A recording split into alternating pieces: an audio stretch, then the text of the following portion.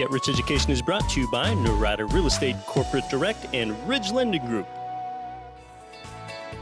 Cash flow real estate investors, this is Get Rich Education's Keith Weinhold. Did you know that you can finance up to 35 income properties all with one lender?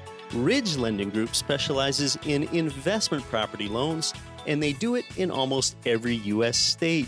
Ridge has worked with tens of thousands of real estate investors and homeowners all over the country. They've been doing this for investors for so long that at this point, they've helped more families realize their dreams of becoming real estate investors than any other mortgage lender in the country. To find out more, visit ridgelendinggroup.com.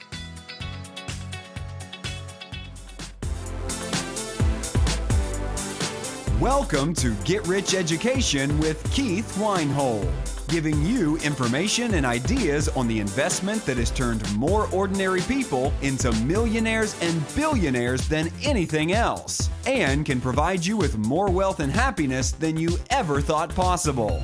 Now, here's your host, investor, entrepreneur, business owner, and educator, Keith Weinhold.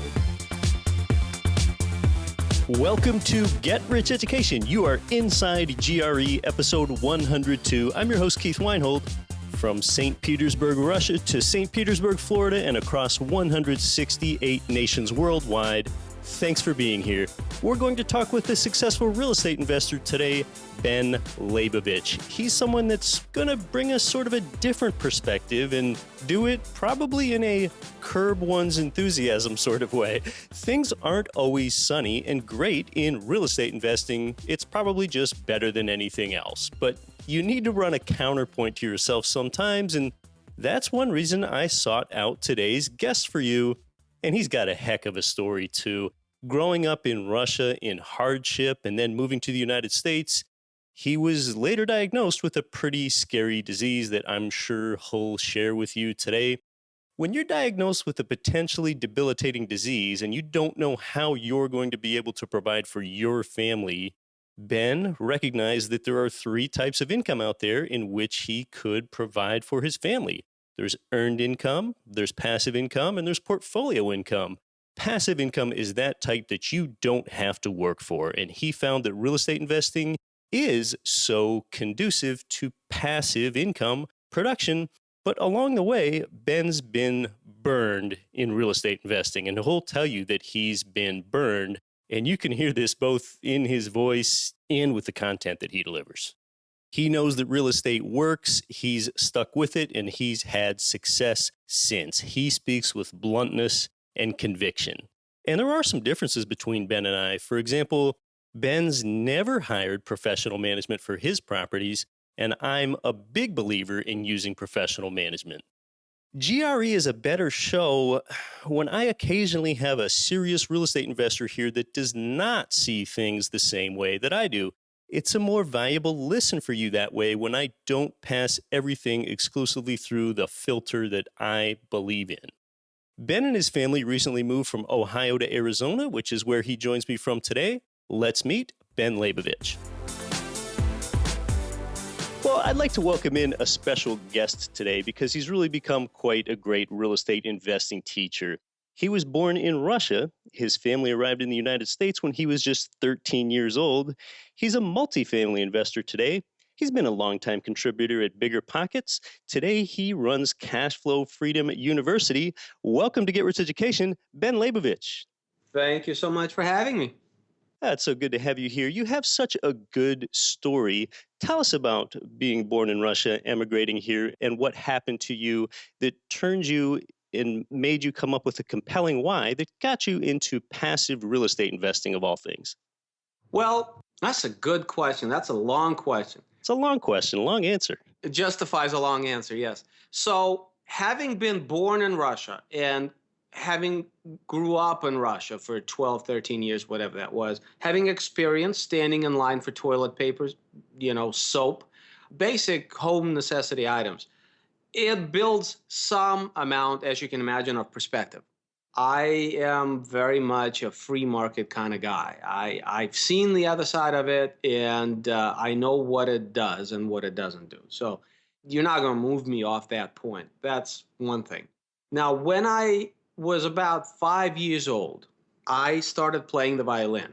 In fact, violinist is what I am by trade. So I've been playing since the age of 5. I attended the College Conservatory of Music at Cincinnati, University of Cincinnati, one of the best, probably, at least at the time I was there, one of the top 10 schools in the U.S. for sure, possibly top 5. But along the way, in my, I want to say, either the end of first year of master program or the beginning of the second, I was diagnosed with a medical condition called multiple sclerosis. I mean, I don't want to get into the graphic details, but, my physiology just went nuts. I lost coordination in my limbs. They couldn't figure out what it was. They thought in the beginning possibly some kind of stroke or something, but they did the MRI, and that's the part I remember quite vividly. I'm laying at the university hospital on one of the emergency room beds. A doc approaches me. He's got these MRI pictures in his hands. He's got glasses on. He's looking down at the MRI images. And he looks up at me, and he looks down again at the images, and he looks up at me. And by then, he's next to me, and he says to me, I don't want you to freak out, but the images here are consistent with multiple sclerosis. Well, I freaked out. Mostly because I didn't know what multiple sclerosis was. So I wasn't sure how not to freak out because I don't even know what it is, I'm being told. But, he explained to me that basically we don't know that much about it. We're talking about 17, 18, 19 years ago, so a long time ago. We don't know that much about it. What we can tell you is that it develops differently in different people. It progresses faster in some, slower in others. But I can tell you that eventually you're probably going to be in a wheelchair, unable to perform basic functions that require your physiology. So, where do you take that? How do you take that? Where do you go from that? So the problem obviously was twofold. Set aside the scary component, because it is. I mean, I know as a diagnosis, it's not as bad as it could be. But it's scary nonetheless. But let's set that aside and putting some rational spin on it. The disconcerting part of it was that if I can't move, I can't work. If I can't work, I can't earn. If I can't earn, what the hell do I do? Yeah, it brings up a lot of uncertainty. It brings up a lot of thoughts about your family, and it asks yourself how you can be a productive person. That's exactly it. So I dealt with a bout of depression. It lasted for about a year. I came out of it. I did a lot of laps in the pool while thinking about it. And then I started to study. And that are, by the way, outlined very well in Rich Dad Education, in Rich Dad books. All of that stuff is certainly very true. There are 3 kinds of income. It's not safe to work for money. W-2, 1099 income is taxed much too high. And diversification of revenues is the absolute key in financial stability and further financial success. So this is really the period of discovery that you were coming off of. You realized you could potentially have some great limits in life, and you wanted to know how to earn income if you couldn't physically work for income. That's correct. And, stock market, I gave that consideration. Yes, you can buy on the margin, but you can't use leverage like you can in real estate. Starting a business, I gave that consideration. I didn't have any seed money at the time, and you can't be creative, nothing down. I didn't have any good ideas. I'm not Mr. Facebook. I'm not Mr. Twitter. I'm not Mr. anything. I didn't have any of those ideas. So I was looking for a proven mechanism that has worked for ages and ages and ages that I could, through brain power, leverage brain power, multiply brain power to get anything done. And it just happens to be real estate. Best opportunity for a regular guy. Isn't it remarkable that we have real estate, something where no formal education is needed, no particular certification is necessarily needed, and a person doesn't even need to have a certain personality or especially an outgoing personality. So, it's really a question of how can you do more with less? But interestingly, there are a whole lot of limitations, right? Because while you do need education, you don't necessarily need a set of knowledge. You do need perspective. And what MS did for me is it kind of figuratively put my back to the wall, which gave me a lot of perspective on life, what can be, what will be. That perspective is what drove actions. Without that perspective, what you need is a good education with a good paper to support it and a good job that comes out of it is what you need. So, not many people have perspective. I mean, if you look at the amount of invested capital, the trillions across the world, only a very small percentage, an incredibly small percentage, is invested in real estate. And that's because very, very, very few people develop the perspective that you need in order to work as hard as you need to work in order to make real estate materialize. So while it's available to everybody, almost no one takes advantage of it because almost no one has perspective on it. Well, your upbringing gives you a unique perspective. When you were a child still living in Russia and you can remember waiting in line for toilet paper, and then later you're diagnosed with something that brings a great deal of uncertainty in your life, some people can recede and a lot of people can just exercise a scarcity mentality rather than an abundant one. Sure. But the other thing that that can do for a person, and I think it's what it did for you, is it also made you very hungry. Yes, and I'll be honest. I mean, the first reaction in all of us is scarcity. It's just the way we are wired, and that has to be overcome and overpowered. And you have to really, really want to overcome it in order to overcome it. And I'm no different in that respect. I was brought up by traditionally Russian parents, intelligentsia, so to speak, engineers, people that are not, they don't have necessarily an entrepreneurial bone in their body, people who are highly educated, value education highly.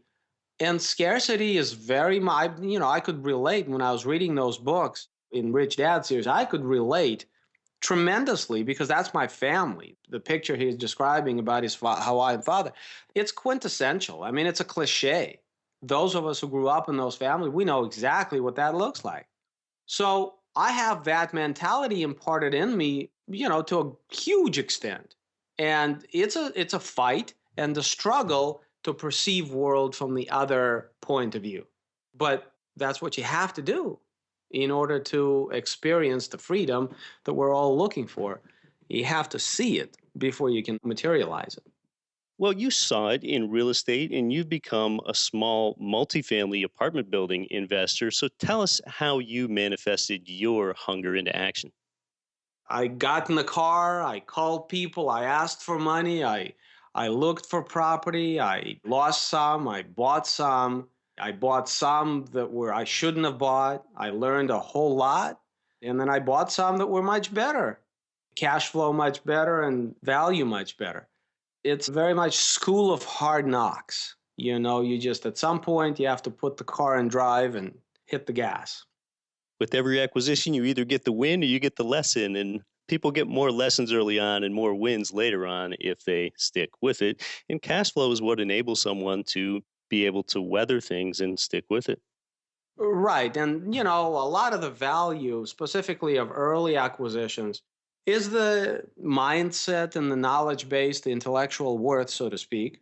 Value in real estate is not simply measured in dollars. Value in real estate is measured in perspective a lot of times. And so, yeah, I wouldn't touch now the things that I did before because I'm not as hungry now as I was before. And I'm just interested in other things. My perspective has changed, but I don't regret doing anything I did, even the things that lost me money. I don't regret because I needed to learn at that time. I've never hired professional management. I've tried to systematize my systems so that I wouldn't have to hire professional management. I have folks on my crew that work with me that do the job, but I, for instance, use Buildium to, create payment portal situations and online applications and things like that. There's so much technology available today specifically for small multifamily. I really don't know why it's necessary to hire, quote unquote, a management company. Now, what I did do is I've specifically tried to remove myself from physical hands-on day-to-day applications within this game. And I did that for two reasons. One was because of MS. So the question was, can this thing continue to run, support my family, if I get taken out and I can't run anymore? So that's one piece of logic. The other is simply, if I am doing this to create any kind of, I don't want to use the words freedom because that's a cliche, but flexibility. If I am doing this to create any kind of flexibility in my life, then certainly being attached to day-to-day maintenance issues is not the way to accomplish that. Right. So I've tried to create a system where I don't have too many units. I don't need too many units. I have enough to accomplish what I need to accomplish. And the way that I buy, the kinds of things that I buy, I pay very close attention to what management is going to look like on the thing that I bought. And if it's going to be management intensive to a point where I am not going to be able to handle it in a hands-off kind of fashion that I want, I don't buy it. I don't care what the numbers look like on the page. I just don't need the headaches. Right. Headaches often don't show up on a Microsoft Excel spreadsheet profit and loss statement. That's where the perspective kicks in. That's right. Well, you become a rather good teacher at teaching other than numbers. Speaking of profit and loss statements, speaking of APODs and such, it's so interesting. As real estate investors, I don't know if two real estate investors, Ben, have the same definition of ROI.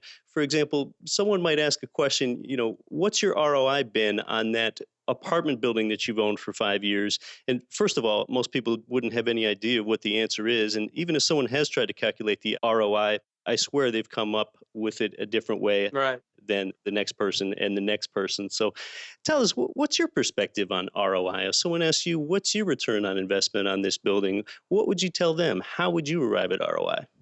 Well, as you know, there are so many moving parts. And again, we're coming back to perspective, aka wisdom. So the way that we look at those numbers, the way we stack those numbers is a function of how far and wide we're able to visualize what the moving parts are in this cycle of ownership of this property. For me, I use the internal rate of return as the final determining metric because I think it's the most specific and allows for the clearest perspective of what this investment is going to look like. Of course, a lot of people try to use capitalization rate, which is not a metric of return at all. It's a metric of market behavior. So it's totally mistakenly used and abused as a return metric. A lot of people use cash on cash return. It's got some problems because it's a static metric. It makes no allotment for the time value of money, for the net present value of money in terms of time, which is, where the IRR comes in. So to be very precise in your projection of what this thing is worth to you over the next 5 or 10 years, or to have a very clear understanding of how well you did having exited the deal, of course, internal rate of return is where you want to end up. And then, of course, the modified IRR allows you to choose your own discount rate. And we're getting into high-flying math, so I don't know that we need to necessarily. I'm not sure for the audience if this is going to be more confusing than not. But the bottom line is, for me, the IRR makes a lot of sense. So if you want to spend a few minutes talking about the IRR, I can kind of break my perspective on it and why I think it makes more sense.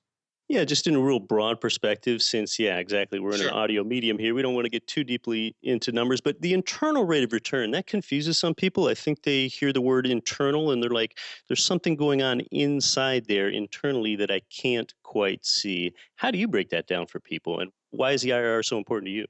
Of course, there's a lot of things going on internally. There are. So the classical definition of IRR is it is the discount rate at which net present value of future timed cash flows is equal to zero. Of course, this is just mumbo jumbo and it means nothing to most people.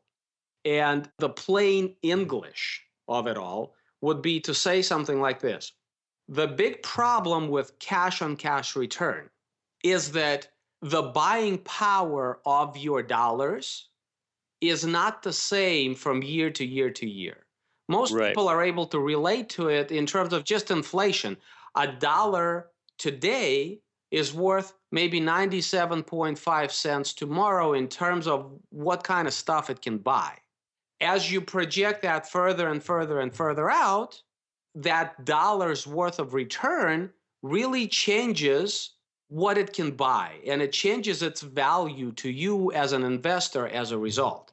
Then you layer on top of it things like, opportunity cost, whereby if you're investing $1 today in XYZ deal, and tomorrow XYW deal comes along, and you don't have that dollar to invest, then there's some kind of opportunity cost that's involved. Would you want to discount the returns on XYZ deal for the fact that it's going to lock you out of some other opportunities that come along? So all of that kind of thinking adds up to this reality that, look, if you are investing $100,000 today, and on paper it looks like 10% cash on cash return because it's bringing back to you $10,000, well, if you project that over 10 years or 7 years or 5 years or whatever, $10,000 it throws off in year 7 doesn't have nearly the buying power that $10,000 it throws off in year 1. So how do you account for that? And the way we account for that is with this internal rate of return, IRR function. It's not a simple function, but it's a function in your Excel program, Microsoft or whatever. Most of these programs have it, as far as I know. But what it does essentially is it tracks and times all of the cash flow events. So it says, here's how much money you're investing. And here's where the cash flows are going to be in year 1, quarter 1, month 1, week 1. You can time them whichever way you want. And here's what the expenses are going to be. And this is what the exit is going to look like. And that brings me to a very interesting other point, is that in order to calculate an internal rate of return, the word internal references the fact that it's a closed loop. So in other words, you are out. Your cash is out of the deal. And cash can only come out of the deal via a refinance or via liquidation. So by underwriting to IRR, I am forced to anticipate what are my cash flow going to realistically look like and why, first. And second, what is my exit going to look like? How do I get out of this deal and why? And thinking about it in these terms gives me a lot of perspective on what the entire life cycle of the investment is going to look like. When I first started, and this is one of those perspective pieces, this is one of those you learn as you go pieces. When I first started, I needed cash. I needed cash flow, to be more specific, because if I can't work, how do I make money? So I was zeroed in, dead center, on cash flow to the detriment of what happens to value. And unfortunately, that led me in the beginning to buy such property that didn't appreciate. I wasn't able to force the issue enough, and I bought it in a submarket where it wasn't conducive to getting out well.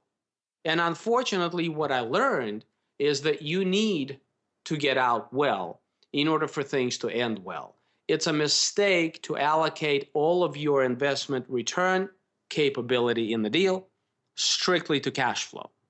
And so underwriting to IRR does exactly this. It allows me to project and to rationalize my way through the investment opportunity and to say, here's how much I think the cash flows are going to be year to year. I can then adjust my expenses from one year to next, adjust my income from one year to next. And then I can say, listen, I need to exit at year XYZ in order to leverage the IRR, in order to get the highest IRR. Because if I hold it any longer than that, the CapEx is going to increase, a lot of whatever other functions there may be. So it allows me to really pinpoint what my strategy on the specific acquisition should be. It's a very sophisticated way of looking at it. Is it necessary? No, it's not necessary. You buy solid property in desirable location, desirable property attributes, you'll be fine. You don't need to necessarily be this high-flying math underwriter. But if you're looking at larger stuff, specifically with investor capital involved and things like that, then obviously everybody involved will want you to have a strategy, will want you to underwrite the exit, to know exactly how things are going to unfold. Not to say they unfold exactly as you thought, but if you're starting with a plan and you are discounting this plan to events XYZ, then you certainly have a lot more chance of being able to control the life cycle. And you're a lot less likely to get an unpleasant surprise. So an investor, they might lead with their chief criterion being cash flow, but hey, you've got to begin with the end in mind. What is your exit strategy? I think a lot of investors, when they buy on the front end, they're not thinking that their exit can often mean 10% of the value of a property can be shaved off at sale time between agent commissions and make-ready costs. Correct. That's an important part of the exit in figuring in your total rate of return or your internal rate of return. Correct. And that brings us to another interesting point, is that you cannot afford, really, as far as I can tell, to be a retail investor, which is to say you cannot afford to buy anything at anywhere close to market valuation. Because if you do that, the best thing you can hope for is that your income goes up by 3%, if you're buying in a really good economically strong market, and your expenses go up by 2%, which they always do historically.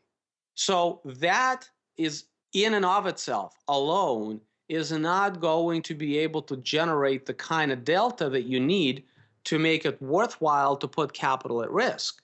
It's more of a gamble. So what you need to buy value-add assets, whereby the intrinsic value of the asset is considerably higher than that which you are paying for this asset, because that's what's going to generate that delta on the back end. And the other thing you mentioned that's very, very true, in order to sell, you have to spend money. Yeah, every time. Every time. Anybody who's tried to exit the property, if you are lucky enough that it just wipes out 1 year's worth of cash flow, consider yourself lucky. Because every time a buyer goes in with inspections and everything else, the punch list, you have to spend money to exit. So you underwrite this IRR on this little house, single family, someplace, in Ohio or Indiana or whatever. And yeah, it's nice. $3,600 of cash flow, $4,800 of cash flow. Understand, on year 5, when you go to sell, you're going to spend that much to put new flooring down, to paint the thing, to make sure it's in sellable condition. You're listening to Get Rich Education. Our guest is Ben Leybovich. When we come back, I'm your host, Keith Weinhold. Garrett Sutton here, Robert Kiyosaki's asset protection attorney and the author of Loopholes of Real Estate. As an American or foreign-based investor in U.S. real estate, you know we are a litigious society. You know that you need to protect your real estate and paper asset holdings with the right mix of LLCs and corporations. My firm, Corporate Direct, not only forms these entities, but importantly, we properly maintain them too. If you fail to follow the corporate formalities, you can lose it all in an instant. Corporate Direct is your source for LLC protection and maintenance in all 50 states. Visit corporatedirect.com or call 800-600-1760. Mention Get Rich Education for a free bonus. Switch your resident agent service to us and receive another bonus. It's all good. We look forward to assisting you at corporatedirect.com. Are you having a hard time finding great investment properties? Unfortunately, the best deals are rarely found locally. Successful investing begins with the right properties in the right markets. Norada Real Estate provides everything you need to invest in the best deals across the U.S. Our simple, proven system will help you create real wealth and passive monthly cash flow. Get your free copy of the ultimate guide to passive real estate investing at noradarealestate.com/guide. That's NORADA realestate.com/guide. This is Rich Dad Advisor Garrett Sutton. To grow your wealth, listen to the always valuable Get Rich Education.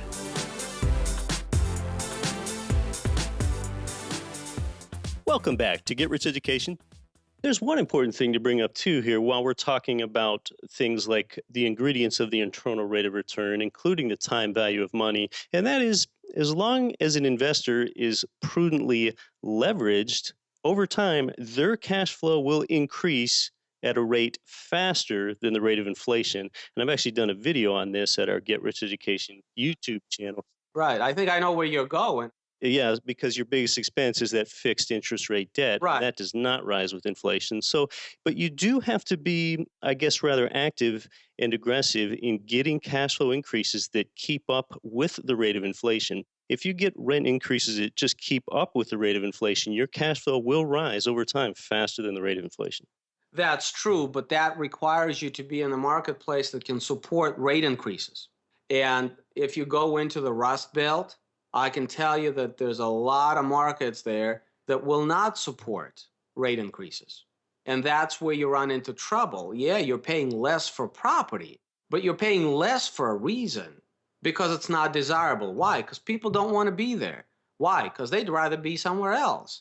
So that all ties in together, which makes it ever that much more important to buy below intrinsic value. Because if there's a concern in being able to push the top line, then you better be buying the delta before you get in, because otherwise you don't have a clear exit for specifically the reason you said. And also, once you start playing on the commercial side, this idea of a fixed interest rate is not necessarily present. Few houses, single family, you can get 30-year amortized notes at 3.25%. Everything is fine and dandy. But when you're looking at bigger property, you're doing commercial notes that are often fixed for 3 years, maybe 5 years, then they adjust. You know, that's just a reality of how it happens. So depending on what the prime rate does, if they adjust higher, then guess what? Your debt service may be higher. Yeah, one way to potentially hedge against some of that, if one can, and again, the market is more important than the property, one can potentially hedge against that is if when they write a lease, they automatically have those escalators in there projecting rent increases over time based on what they expect the inflation rate to be, which is a total guess. And on the IRR, there is a lot of guesswork here. We just don't know what the rate of inflation is going to be over time. We just don't know if we're going to have a roof replaced at year 6 or what. So there sure are a lot of guesses, and that's about as good as we can do. You kind of have to do it because it's a white canvas and you are taking a brush, and at first it's a thick brush and you're doing broad strokes, and then you zero in, what's my NOI going to be at the exit? Why? How much am I escalating this? How much am I escalating this? I'm looking at the marketplace. What's happening there? Why? Why do I think I'll be able to do X, Y, Z? So yes, they're all guesses, but they're educated guesses, which is always better than not even trying to paint that picture, anticipate that picture. But yes, you're right. Ultimately, we're taking an awful lot of guesses with this. Awful lot of guesses. Well, Ben, any other thoughts in general here on real estate investing in the year 2016? What's the landscape look like to you nationally? I don't know what the Fed is going to do. I don't know what impact it's going to have. I know a lot of people are chasing a lot of yield, as much yield as they can get. From where I stand, I don't think we're going to have a crash, anything like what we had before, anytime soon. I do have to wonder sometimes how far the rents can go from here. I have to wonder sometimes how compressed the cap rates can get. They are pretty compressed already. Some people would tell you that in a lot of cases we're underwriting property to perfection, which never happens. So I think there are still deals out there, but I just think you have to really, really understand how to underwrite that stuff. Yeah, I look for signs myself. Quality inventory is lower in a lot of markets. Sometimes I try to get a pulse of what's going on in the market, Ben, when I talk to lenders, because basically the last crash we had in 2008, that was largely due to irresponsible lending practices. Since then, the pendulum swung that has become quite tight, and I just want to see how far it swings back toward loose until I get concerned, and it hasn't gotten that far toward loose. I had a lender on the show several episodes ago, and lenders have now expanded conventionally where you can get up to 10 single family income properties for just 20% down. Prior to that, it was just six. Prior to that, it was just four. So that's just one sign that things are becoming more loose. I don't see signs anywhere that things are becoming irresponsibly loose like they were 10 years ago. I agree. And we're talking about two different markets. You have residential market and you have commercial market. When I say people are chasing yields, I mean tens of millions of dollars, big apartment complexes, things of that nature, which is somewhat decoupled in some ways from the residential market. I think that residential market is going to be fine because for the reasons that you just said, I don't see the kind of irresponsible, you either sleep in your car or we'll give you a loan if you have a heartbeat. Right. I don't see any of that in the marketplace. So I do think we're kind of getting close to probably needing some kind of correction in single family residential. But again, I think it's going to be flatlining. If it happens, it's going to be flatlining. If anything, it's not going to be, a downward spiral like what we had before. What I think you mentioned that makes a lot of sense is quality. I think right now, we're not really, neither me or you are anticipating any kind of dramatic downturn, but it's tight enough to where I think it becomes important to own quality at this point. That's one thing, or else be buying at such low basis to where, you can afford to hold on forever and you'll be just fine. Buy quality, first of all. And secondly, don't be a retail investor. Don't buy at market. Buy below market. You need that flexibility of being under market in order to guarantee safety at this point in time. There's a lot of parts of the country that have seasoned already, are at the top of the bell, and maybe even on the right side of the bell as far as the real estate cycle is concerned. So not everything, not every part of the country, but I would recommend to people that if you are buying, underwrite to fundamentals, understand your cash flow is going to let you live another day. If you're going to use financing, understand your cash flow is going to let you live another day. So you'll be potentially holding the property for 7-10 years. So buy the kind of property you can live with for 7-10 years. That's one thing. And the second thing, underwriting to fundamentals in terms of cash flow. Don't gamble. Even if you are looking for appreciation, there has to be logic behind it, and it has to be controlled by you. Forced appreciation, we call it basically in a slang, which is very difficult to do in the single family space because you're very tied to your CMA, to your comparable market analysis. In commercial space, of course, people buy income, and so you control the NOI. The better you do on the NOI, even if you discount your capitalization rate for the exit, you can kind of get a much clearer picture of where you're going to be. So on one hand, SFRs make a lot of sense because they're more liquid, they're easier to get rid of, they're kind of a good store of money. On the other hand, understand that you don't have as much control. The market basically controls everything, which is why on SFRs it's so important to buy under market. Yeah, I'm a big advocate of direct investing. That's where one gets the best overall rate of return. If you want more control, in a sense, you can have more control when you do have that multifamily building because you can control the income that it produces, hence the valuation. You just can't do that with single family homes. Right. So if you want to be more hands-off, that probably tends to more ownership of single family homes. And, one other metric I look at, Ben, when we're talking about the temperature of the market is, and we know all real estate markets are local, but just on a national basis, the median home price really isn't any greater on an inflation-adjusted basis than it was in 2006 before the crash. That's right. That's what gives you a moment of pause. And also, as far as rents are concerned, there's a lot of places that, like, for instance, I am in Arizona right now. We just relocated to Arizona. So I've been in this place for like 3 weeks, literally.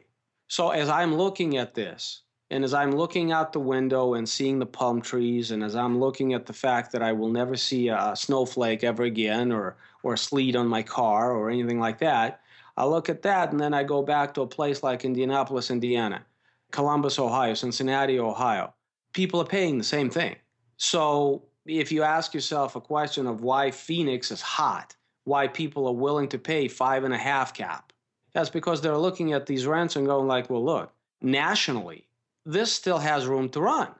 Now, underwriting it is very tricky because what does your capitalization rate look like on the exit? If the Fed hikes the prime by quarter or, God forbid, 0.5%, because all of this room that you think you have to run in terms of your top line rents, that's just going to get squashed and killed at the exit by a capitalization rate that is off 0.5%. So again, it's very difficult to know how to underwrite it, but intrinsically, when you look and you compare national markets, it's difficult to look at some markets, like, for instance, in Arizona here, or Charlotte, North Carolina, or Atlanta, Georgia, with a lot of economic activity happening and people relocating to those places. It's very difficult to look at those to see that property trades at really close to the same cap rate as what it does in the Rust Belt, which doesn't necessarily have the population trends, doesn't necessarily have these corporations going in. And it's very difficult to look at that and rationalize that certain places don't have a whole lot of room to grow. But at some point, on a fundamental basis, you have to get into that moment of pause. I want cash flow. I love to be in an intrinsically great marketplace with both jobs and people moving in droves. I love that. It's alive. It's a great place. But that makes it difficult to generate cash flow. So that means you're backloading a lot of your investment return. That should give somebody a moment of pause. So again, nothing has changed, Keith. You're looking for a needle in a haystack. You are looking for that off-market deal that makes a lot of sense. You're not looking to be a retail investor. There are deals always, but the deals are always hard to find because they just are. If everybody knows about them, then you're competing with everybody. So I'm never going to say there's no deals, even, in Manhattan.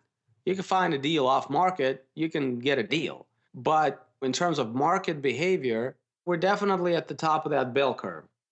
Well, I thought it would be great today to bring on someone who I'm going to call a healthy skeptic. I think Ben's a really good resource for conservative due diligence. Ben, how can our audience find out more about you? Well, I have a website. It's called justaskbenwhy.com, www.justaskbenwhy.com. And you mentioned in the beginning, I teach people. I have a little course. It's quite inexpensive, but it is quite complete and gives people a really good, healthy perspective on what you can do if you specifically don't have a lot of money to start with, what you can do, how you can start. It just basically tracks what I did and the kind of the thinking and the techniques that I used.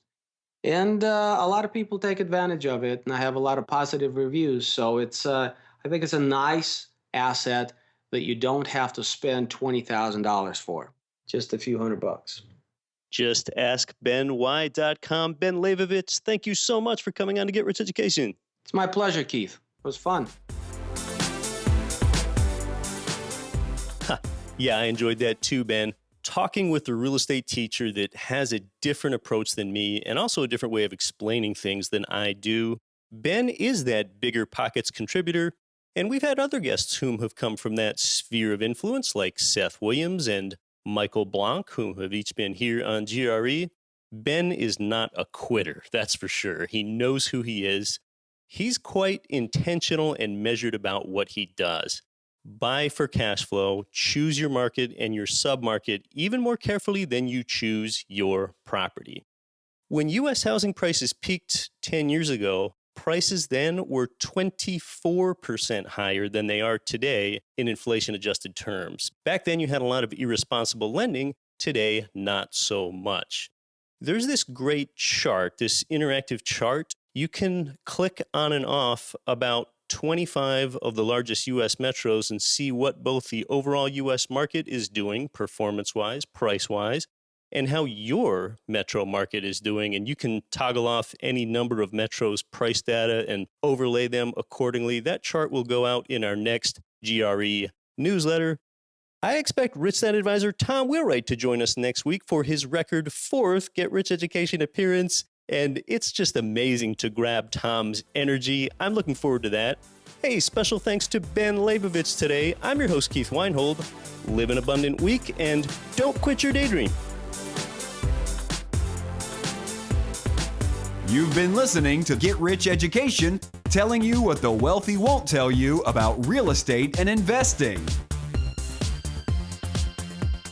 Nothing on this show should be considered specific, personal, or professional advice. Please consult an appropriate tax, legal, real estate, financial, or business professional for individualized advice. Opinions of guests are their own. Information is not guaranteed. All investment strategies have the potential for profit or loss. The host is operating on behalf of Get Rich Education, LLC exclusively.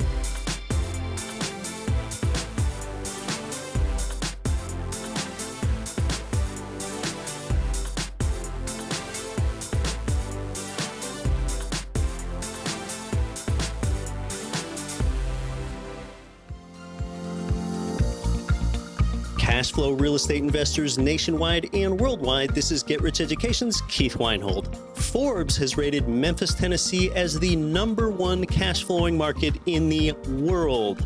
Our good friends at Mid-South Homebuyers have been Memphis's premier turnkey real estate provider for 14 years with a stellar reputation and an A+ rating with the Better Business Bureau. Owner Terry Kerr was born and raised in Memphis. Yeah, he knows the market and has renovated and sold over 1,000 houses in the Memphis area. Find out what their many repeat buyers already know. Their houses are completely renovated, even come with a 1-year builder's warranty and a lifelong rental guarantee. They're a perfect fit for the first-time out-of-state investor or the seasoned investor diversifying their portfolio. Mid-South Homebuyers' friendly staff makes investing easy. Learn more at midsouthhomebuyers.com or give them a call at 901-217-HOME.